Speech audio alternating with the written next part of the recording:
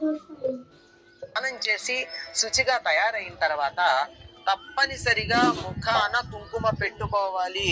కుంకుమ లేకుండా ఏ పూజ చేయడానికి పనికిరారు. ఎవరైనా సరే కుంకుమ ధరించాల్సిందే. వీళ్ళు వాళ్ళు అని సంబంధం లేదండి. వీళ్ళు కుంకుమ పెట్టుకోకూడదు. అందరూ కూడా ఈ భూమధ్యంలో ఇక్కడ ఈ కనుబొమలు రెండు కలిసి ఉండే ప్రాంతంలో ఉన్న ఎముకలు కొద్దిగా రెండు కలుస్తూ ఉన్నట్టుగా గుంట కనపడుతుందండి. జాగ్రత్తగా గమనిస్తే అక్కడ కుంకుమని తప్పనిసరిగా ధరించాలి.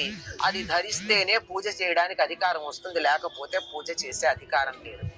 అంతేకాకుండా తడి జుట్టు ఉండకూడదు. జుట్టు పొడిగా తుడుచుకోవాలి. తుడుచుకున్నటువంటి జుట్టుని వీలైతే దువ్వుకుని, లేకపోతే కూడా జడో మూడో వేసుకోవాలి. గాని జుట్టు విరబోసుకున్న వాళ్ళు పూజకి పనికి రారు.